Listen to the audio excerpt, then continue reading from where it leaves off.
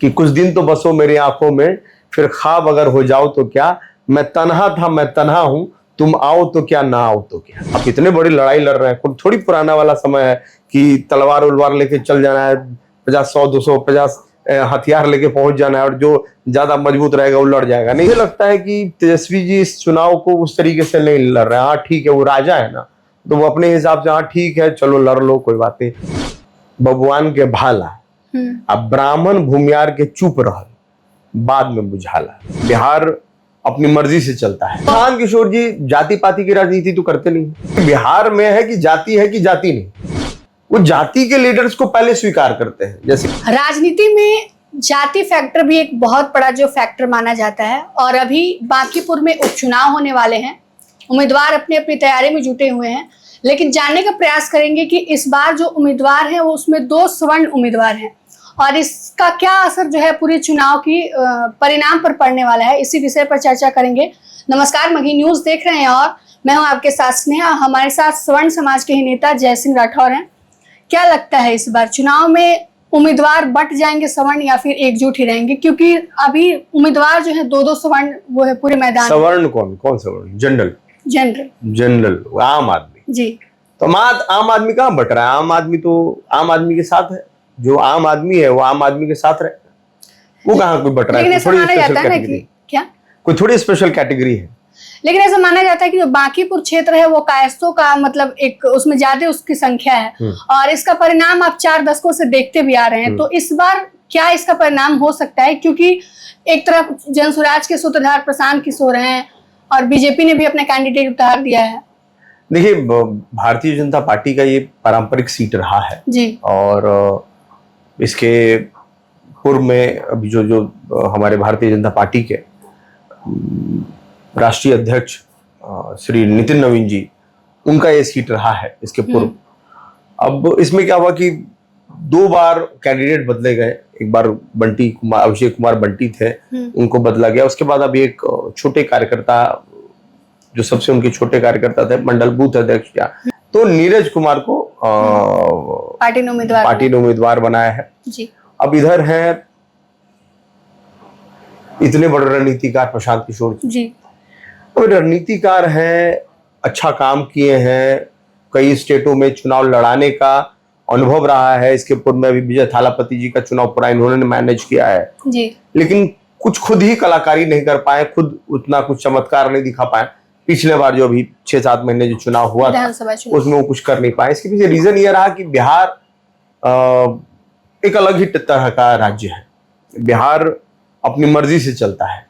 बिहार एक ऐसा राज्य है जहां पे आप अज्यूम नहीं कर सकते कि ये होने वाला है। अब जैसे अज्यूम कीजिएगा एक नई चीज आपके सामने में हो जाएगी कि अरे ये भी हो जाएगा क्या, और ये भी हो सकता है क्या। यही मेरा सवाल था कि इस बार प्रशांत किशोर भी हैं, तो क्या हो सकता है कि प्रशांत किशोर को जो है प्रशांत किशोर जी जाति पाति की राजनीति तो करते नहीं, न धर्म की राजनीति करते। मुझे लगता है यही सबसे बड़ा उनका ड्रॉबैक रहा है। कम से कम वो अपनी जाति की ही राजनीति कर लिए होते तो आज वो बड़े नेता होते। क्योंकि बिहार में है कि जाति नहीं, वो जाति के लीडर्स को पहले स्वीकार करते हैं। जैसे कई हमारे अभी देखेंगे कि कुछ 5 साल पहले 10 साल पहले कुछ पार्टी का उदय हुआ, जैसे वीआईपी हुआ, उसमें देखिए मल्लाहों के बड़े लीडर मुकेश सहनी जी हुए, फिर आईपी गुप्ता हुए। तो कई सारे, चूंकि बिहार क्या ना जाति विशेष को लेकर बहुत महत्व रखता है, चाहता है कि भाई हमारी जाति का कोई नेता आगे बढ़े। लेकिन प्रशांत किशोर जी ने सोचा कि नहीं, मैं विकास के मुद्दों को लेके आगे बढ़ना चाहता हूं। विकास, बिहार में विकास चाहते हैं लोग, लेकिन अपनी जाति का विकास चाहते हैं कि मेरी जाति के लोग कहाँ आगे जाएं, मेरी जाति का लोग का आदमी कैसे आगे बढ़े, ये है। ठीक है। दूसरा, भारतीय जनता पार्टी जाति के साथ साथ और भी एजेंडा देखती है। कई सारे तंत्र हैं उनके पास, कई सारी व्यवस्थाएं हैं उनके पास, और एक जो लोग कहते हैं कि भाई ये जो सवर्ण समाज है, सो कॉल्ड जनरल कैटेगरी के लोग, ये बीजेपी के कोर वोटर्स में से एक है, ये लोग कहते हैं जी। लेकिन इस बार का थोड़ा, चूंकि कांटे की टक्कर दिख हाँ, इस बार जो मुझे दिख रहा है चीज की, जिस तरीके से यूजीसी लाया गया जी। अब यूजीसी लाया गया तो इससे सवर्ण समाज में बहुत रोष है। अभी तुरंत में ही अभी भरत तिवारी का जो मामला हुआ एनकाउंटर, वो देखिए, ये इसमें भी बहुत रोष है। तो इसका कहीं ना कहीं परिणाम भुगतना पड़ सकता है भारतीय जनता पार्टी को।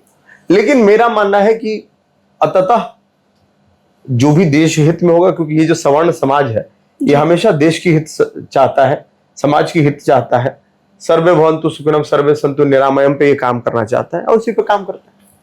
अगर स्वर्ण वोट बंटता है तो इसका सबसे ज्यादा फायदा किसको होगा, प्रशांत किशोर या फिर बीजेपी को? ऑब्वियसली प्रशांत किशोर को फायदा, प्रशांत किशोर को फायदा, ऑब्वियसली उनको फायदा होगा। आपको क्या लगता है कि प्रशांत किशोर का जो व्यक्तित्व है वो लगातार कहते हैं कि पलायन रोक देंगे, शिक्षा को बढ़ावा देंगे, उनके पर्सनल व्यक्तित्व का प्रभाव कुछ स्वर्ण वोटर्स पे पड़ेगा इस चुनाव में? देखिए ये जो चुनाव है ना, ये अस्तित्व की लड़ाई वाला चुनाव है, ठीक है। और इसमें हर लोग, जो भी पार्टियां चुनाव लड़ रही है, एक पार्टी को छोड़ के जो पार्टी चुनाव लड़ रही है वो पार्टी अपने अस्तित्व के लिए लड़ रही है। इधर भारतीय जनता पार्टी का शीर्ष नेतृत्व लड़ रहा है, इधर प्रशांत किशोर जी स्वयं लड़ रहे हैं। तो दोनों का जो इज्जत है वो स्टेक पे है। अब देखिए कि और ये किस तरफ ये पलड़ा जो है जाता है, और हम तो शुभकामनाएं दोनों पार्टी को देते हैं। आरजेडी ने भी अपने उम्मीदवार को उतारा, रेखा गुप्ता मैदान में है। उनकी क्या स्थिति रहने वाली है? स्थिति देखिए कि कल ही उनके सवर्ण समाज के एक बड़े लीडर हैं मृत्युंजय तिवारी जी, वो भी बेचारे छोड़ के चले आए, रोते हुए बाहर आए हैं, कह रहे थे कि भाई सवर्णों को यहाँ इज्जत ही नहीं है तो हम रह के क्या करेंगे वहां पे। तो अब ये सब चीजें जब देखने को मिलती है तो और मन दुखी होता है कि बताइए, जो व्यक्ति ने शुरू से लेकर अब तक इतना इस पार्टी के लिए काम किया है, उनको भी अगर वो पार्टी नहीं समझ रही है तो कहीं ना कहीं फिर वो ड्रॉबैक में जा रही है। मतलब 3 कैंडिडेट मेन जो है मैदान में है, यानी कि 3 नंबर पे हम आरजेडी के उम्मीदवार को रख सकते हैं। मुझे ये दिखता है जी। अच्छा, और हमारा एक सवाल, आखिरी सवाल पूछे तो परिणाम में, चुनाव के परिणाम में स्वर्णों की क्या निर्णायक भूमिका रहती है? क्योंकि बांकीपुर जो सीट है वो स्पेशली माना जाता है कि कायस्थ बहुल सीट है, तो अगर फिर वहां पे क्योंकि 2 उम्मीदवार जो है स्वर्ण के हैं, तो क्या इस प्रकार इस बार चुनाव में भी स्वर्णों की भूमिका रहेगी? एक गाना आया था कि लाला जी के लिखल पढ़ा, भगवान के भाला, अब ब्राह्मण भूमियार के चुप रहल, बाद में बुझाला। तो चुनाव के बाद बुझा जाएगा सरकार को कि ब्राह्मण भूमियार चुप है, और राजपूत तो जानबे करते हैं कि ऊपर से कूद जाता है, सामने में आ जाता है, और लाला जी लिख पढ़ के काम कर देते हैं, अंदर अंदर पर्ची दे देते हैं कि इसको दे देना है, ठीक है। और राजपूत तो फ्रंटे पे आके झंडा लेके खड़ा हो जाता है। अब ब्राह्मण भूमियार जो है चुप से एकदम बटन जाके दबा देता है। तो चुनाव के बाद पता चल जाएगा कि ये किसके साथ है। बाकी आरजेडी की भूमिका आपको क्या लग रही है कि सबसे पीछे?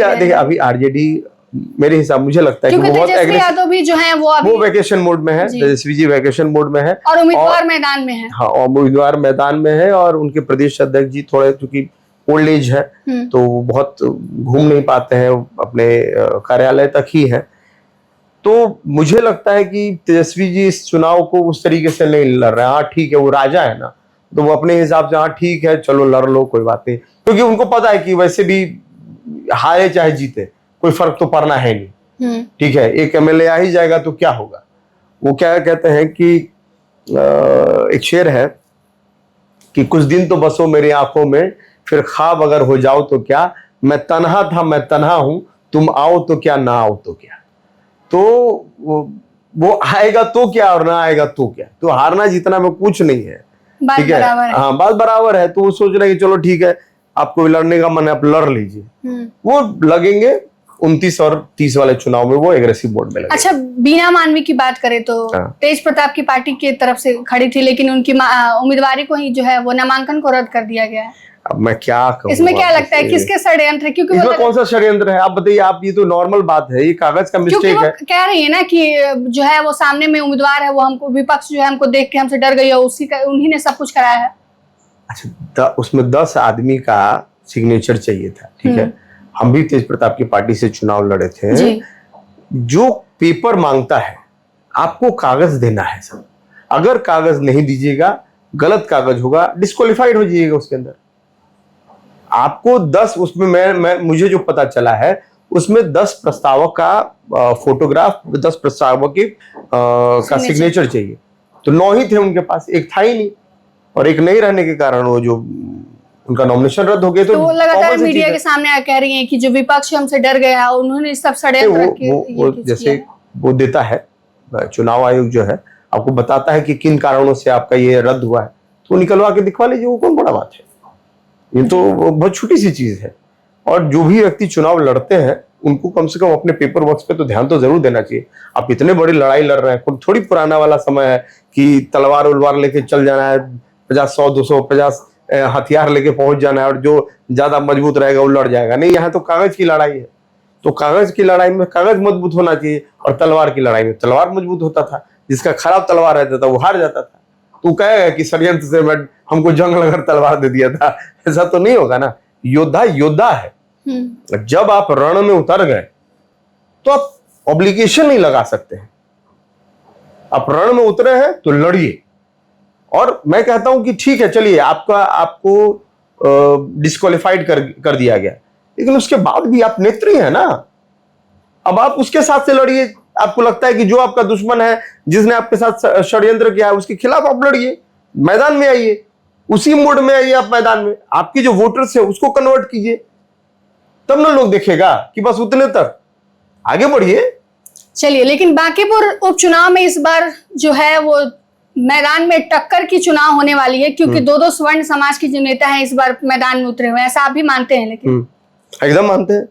और देखिए, मैं फिर ये शब्द स्वर्ण मत कहिए, स्वर्ण महंगा हो गया है, ठीक है जी। स्वर्ण महंगा हो गया जो गले में पहनते हैं, ठीक है, लेकिन जो गला उतारता था स्वर्ण वो सस्ता हो गया है, इसीलिए उसको जनरल कहिए जी। जनरल।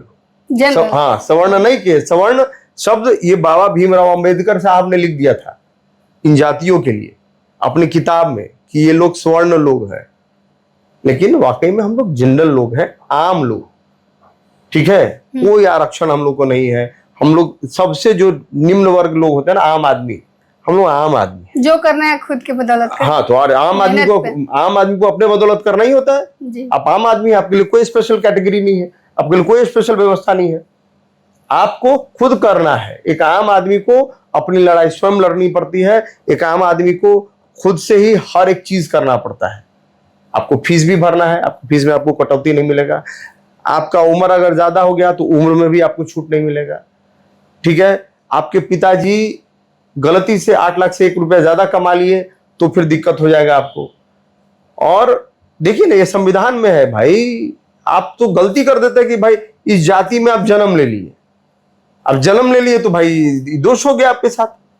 तो अब संविधान में देखिए, चूंकि क्या है ना कि हम लोग हमेशा से कहीं वोकल रहे नहीं।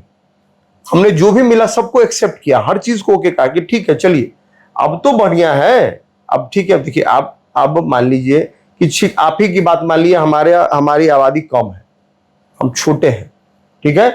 तो जो जिसकी आबादी कम होती है, जो नष्ट होने के कगार पे है, जैसे आप जंगल में जाइए तो शेर नष्ट होने के कगार पे था, तो उसको क्या किया गया?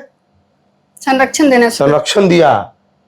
तो वैसे ही अभी ये जो 3-4 कौम है नष्ट होने की कगार पे है, इनको भी आरक्षण और संरक्षण दीजिए, विशेष लाभ दीजिए, तब ना ये कौम आगे बढ़ेगी। अब तो हम लोग पीछे हो गए, है ना। तो अब इस कौम को आगे बढ़ाने के लिए अब सरकार को चाहिए कि कुछ स्पेशल पैकेजेस इनको दे। और मैं ये नहीं कहता हूं कि जो सबल है उनको दीजिए, जो निर्बल है, जिनके पास कुछ नहीं है, उनको ये सब दीजिए, ताकि ये लोग भी, चूंकि पहले भी लड़ते थे अब भी लड़ेंगे। अगर इनको सबल बनाइएगा तो फिर लड़ेंगे और आप ही के लिए लड़ेंगे। तो चलिए, तमाम मुद्दों पे हमने चर्चा की जय सिंह राठौर से। और लेकिन देखना दिलचस्प ये रहेगा कि इस पर मैदान में कौन उतरता है, क्योंकि जनरल समाज से दो नेता हैं और कांटे की टक्कर होने वाली है। लेकिन परिणाम यह बताएगा कि जनता का समर्थन किसके तरफ है। फिलहाल की इस खबर पर इतना ही। तमाम अपडेट के लिए बने रहे मगही न्यूज के साथ। धन्यवाद।